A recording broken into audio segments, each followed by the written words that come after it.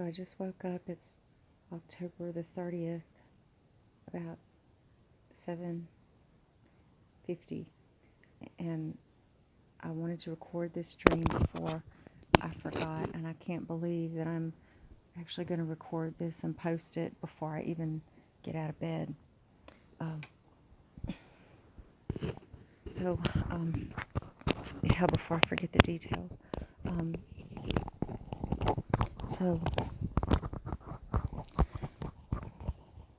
okay, let me get my head together.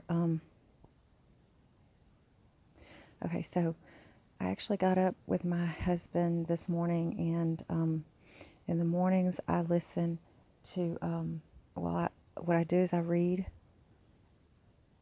a chapter in the Bible. I've been through, I'm on my 12th time through the Bible. I've already read the New Testament 12 times, and I'm in the book of Isaiah, my 12th time through the Old Testament. So what I will do is I will read a chapter, and then I will go back, and because of Romans 10:17, faith comes by hearing, and hearing by the Word of God, I'll read it, and then I'll go back and listen to it. So I got it with my husband, and I was listening. And when he went to work, I started reading, and I don't know, it was probably 6:37 when maybe 6 when I started reading, and I actually read Isaiah 1 through 7, chapter 7. Well, when I was, I guess, reading through, or I was listening through chapter 7 on my audio Bible, I kind of nodded off, and I started dreaming the craziest dream I've ever dreamed. So I found myself at, I guess it was a youth conference. I was in it looked like a really big church, or a convention center. I'd been to a church like this, like Hope Church or something like that in Memphis. I went to a concert where there were like seating areas and just real tall ceilings, and like just went on forever. Or maybe it was a convention center, but it was kind of a wide open area with columns and couches, and there were kids everywhere sitting around. And it must have been at the end of whatever the end of the day of the conference. And yeah, the kids were sitting around and talking and horse playing, and people were up walking, leaving, whatever. And like, I guess, I was listening to the audio Bible. I fell asleep. It was still playing. And in my dream, it incorporated itself in my dream like it was playing over the intercom, and everybody could hear it. And I felt this desperation to tell people that there was something in the book of Isaiah beneath the words. Like there's a deeper meanings. Like, I guess let me go back. The Lord revealed to me years ago that the Bible, of course, what happens on the surface absolutely is historical, but somehow God engineered things to where the wording, the deeper meanings, told a different picture, told a different story. And like, the words it's in the code words. Like,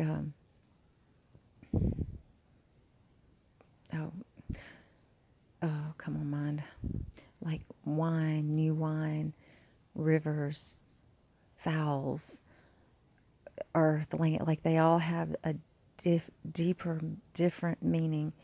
And so, like, when now that I've been this many times through the Bible, it's like I don't just see what happens, historically on the surface. The Bible's a historical document. I can see or hear or understand deeper things happening. Okay, so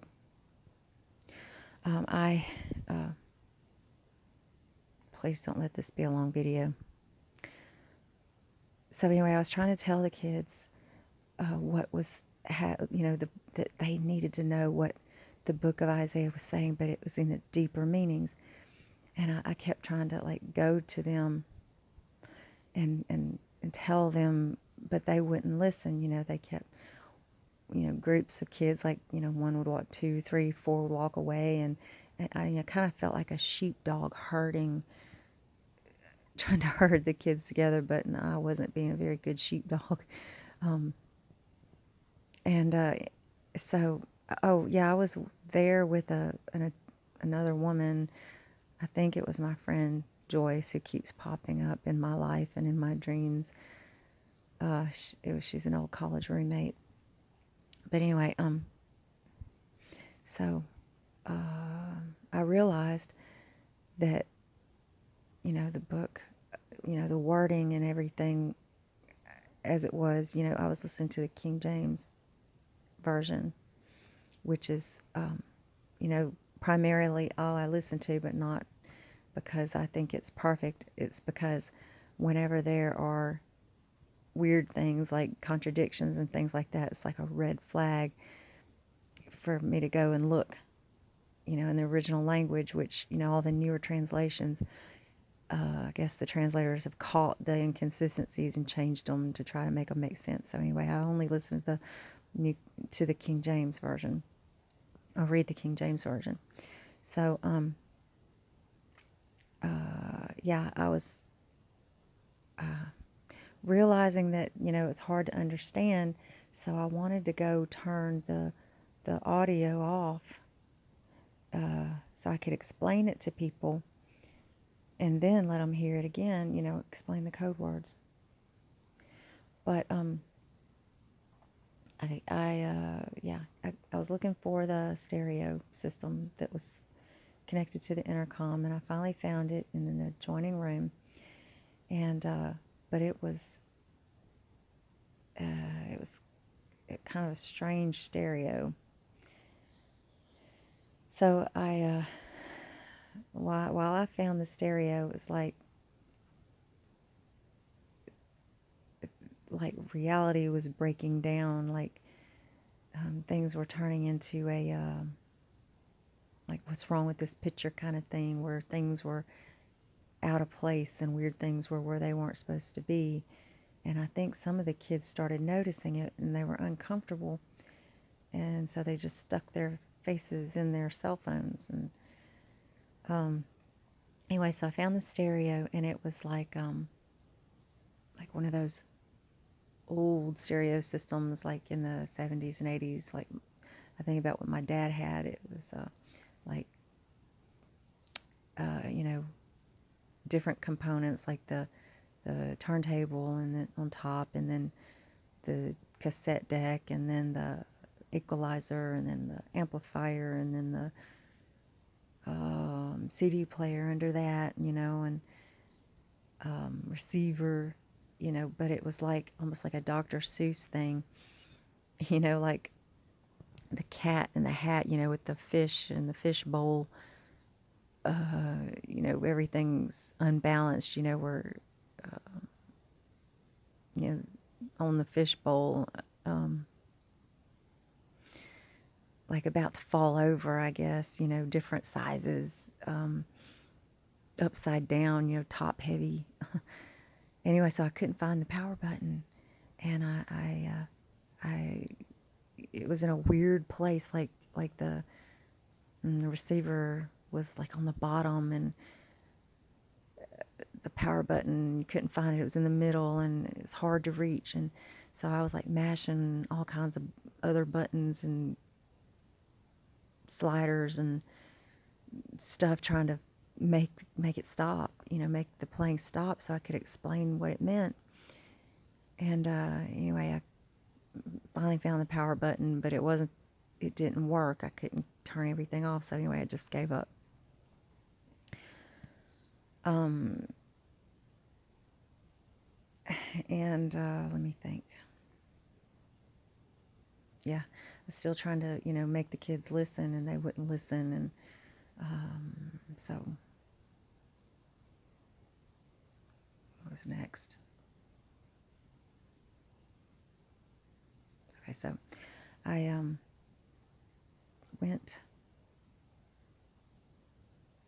I guess the thing, I gave up on the kids inside, and I even found my friend Joyce and tried to explain to her, but she kept wandering off like the kids. She just tried to listen, but gave up on me and just like walked away in mid-sentence.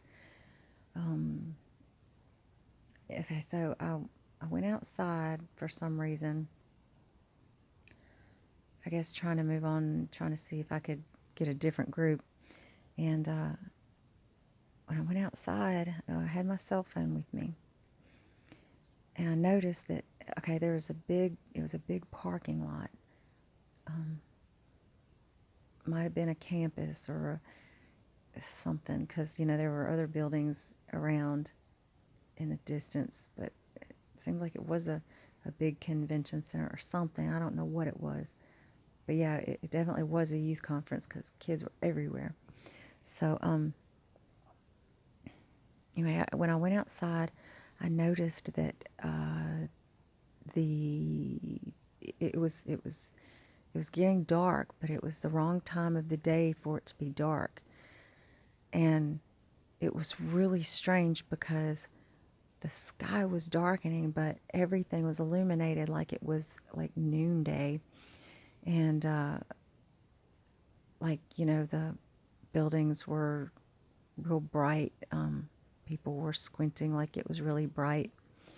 And I was just struck by how weird the sky looked. It was starting to turn like a navy, bluey, purpley color. And the contrast between that and the buildings and the people and the sun on the cars and things like that, and the concrete was real light, bright, and it was just a really crazy contrast. And so I took out my cell phone and I was trying to just maybe get pictures of what it looked like, but I don't know if I couldn't decide if I was gonna video or take pictures, and it was strange. Like I just kept getting confused, the record and the shutter button, So I looked up in the sky. It kind of, there's a tree line in the buildings and everything, and I start seeing this really strange outline, like impression in the sky of like a giant, and it was invisible, but I could see the impression. It was almost like, you remember the movie Predator, I think, where it was like you could see the image, but still like the background came through. They were invisible, but like some kind of technology, you knew it was there. But okay, so this was a giant. Okay, but all I saw was, to start out with, was the head kind of rising up above the tree line, like it was rearing its head and looking around, and it was huge. It was like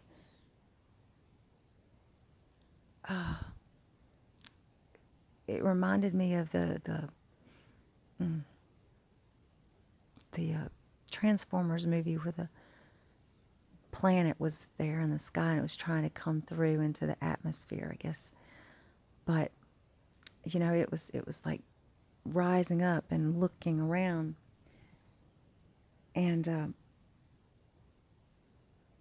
like even okay, how big it was? It's like the water tower right there was like a like the size of a lapel pin on this giant, and it was looking around, and so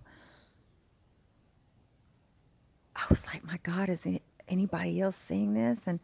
And I look around, and it's like I can tell the kids or the people are becoming uneasy. They don't see it, but they feel it. And so anyway, I'm holding my camera out there, and I'm holding it out, and I start doing like turning around, like trying to do a 360 and panoramic view or something like that. And so I turn around, and there's of course, cars all over the parking lot, and there's this one car that drives up, and it's like like an old, like big one of those boat cars, like a Mercury Cougar or a big Thunderbird with like the vinyl top, and it's like an olive drab green, and it was just like a kind of a strange looking up against the sky that was just the weird color, and still everything was real weird illuminated. And anyway, so I'm holding my camera, I guess messing with the buttons again, trying to record or take a just so weird, the colors.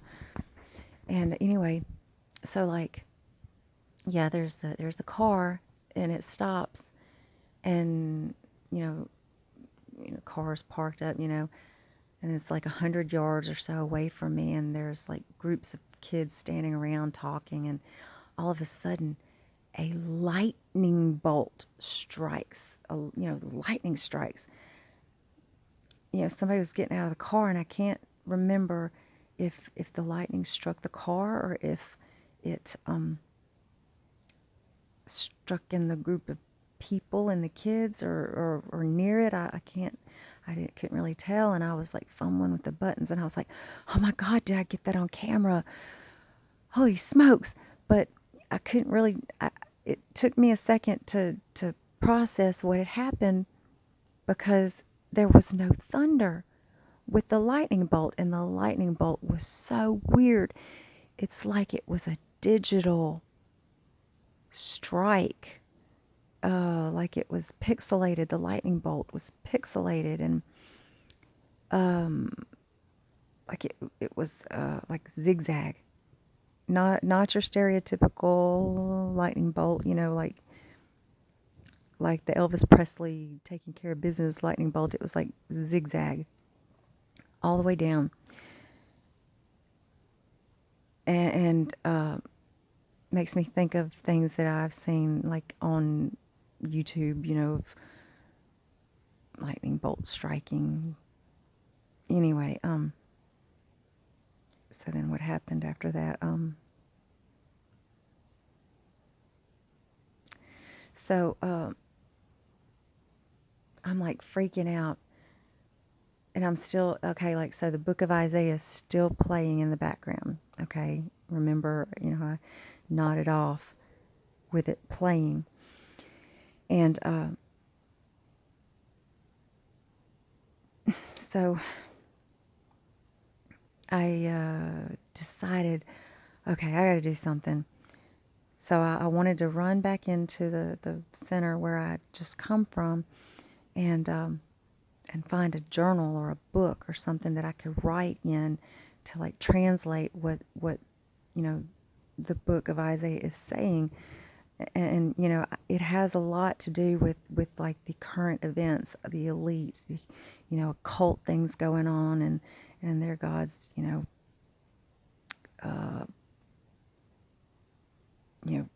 Shamash and Moloch and Remphan, but like I said, it's under the words, like the new wine has to do with kids. I'm not going to get into it, try to keep from going on a rabbit hole, keep this short. Oh God, I'm not gonna be able to do it. Like, totally exactly things that are going on, like that we're finding out through, QAnon. It's in the Bible. It is. I promise it is. And you have to look under the words. You have to know the code words. And then it talks about the day of the Lord happening, what happens. And anyway, so I just felt this desperation to tell people. So anyway, I like run back to the center, and when I get there, it's like it's like the center is almost like it turned into kind of a laid back kind of a party. Like of course it was getting dark, twilight, and the lights were shining, through the windows, like just like a dull little gentle glow, and people were standing around, and like they had like their red solo cups and styrofoam. They were just talking like something was weird. They could feel a change. And well, as I'm trying to get there, all of a sudden, okay, out of another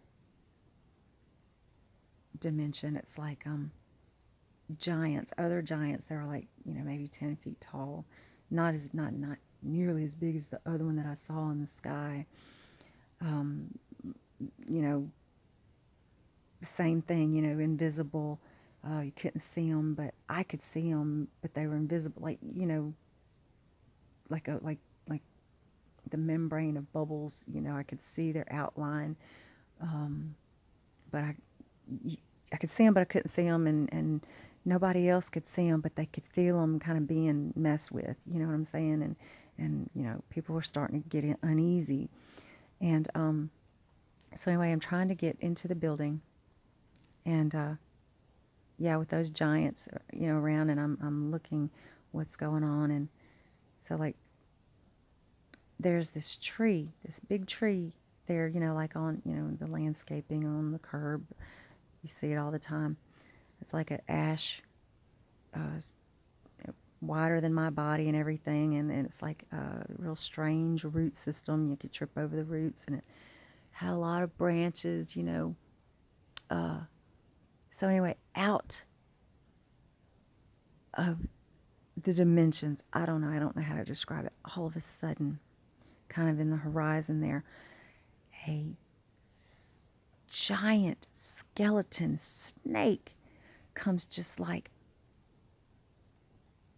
out of nowhere, like zooming toward us and like around the building. So it's like a freight train, snaky freight train coming. It just like materialized out of nowhere.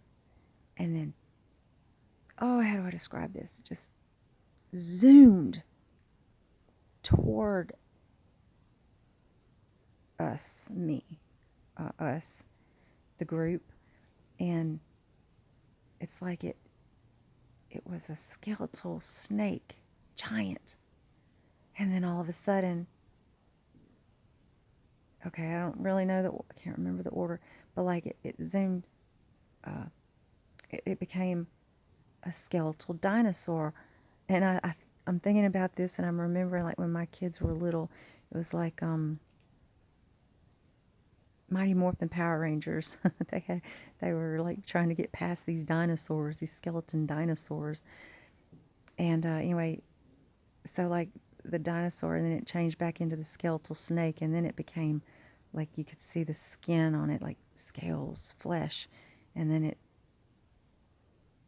was like all drab green. I don't know why it's the same color as the car, a little bit darker, weird.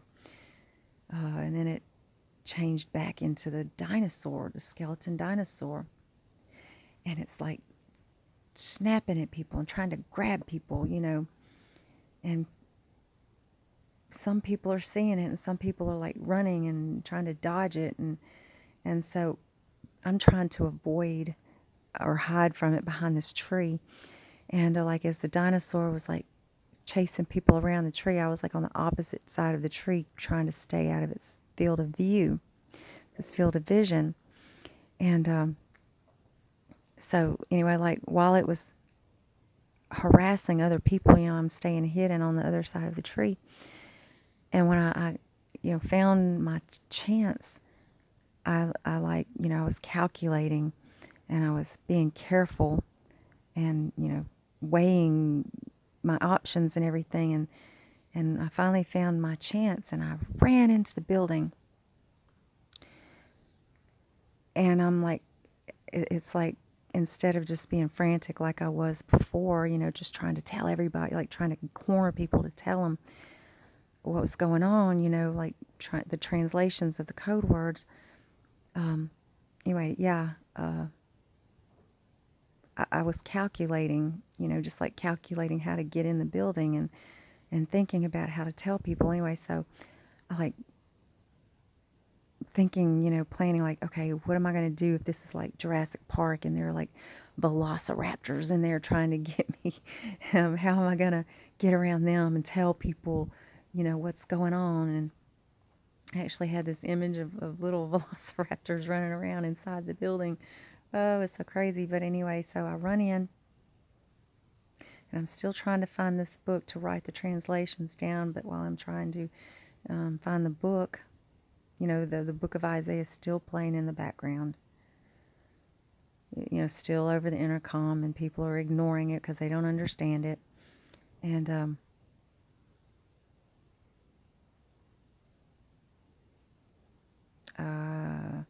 I decided, instead of telling them, trying to corner people and tell individuals or individual groups, I just stood there and I just started just announcing, telling the story of what was going on, according to the Bible, and,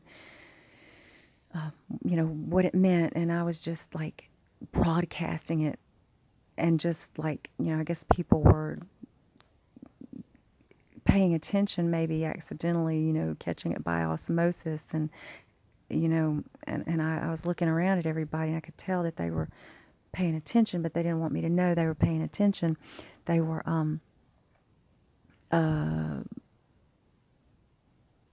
like chewing on it, mulling over it, but not wanting me to know they were, and ignoring me, but not really ignoring me. And I was just broadcasting it to the world, putting it out there. What it meant. Is this is current events. This is what's happening today. This is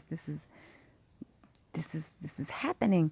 Anyway, so about that time is when I kind of realized, I was sitting there, leaned on the board, my headboard, just like I am now. And so, yeah, I don't know what it means. I know what, maybe I know what it means. I'll have to think about it, mull it over. What you think. I mean, some people are so skilled in dream interpretations. But yeah, I felt so desperate to tell people, and I'm sure I forgot something. What I wish people would do instead of typing replies?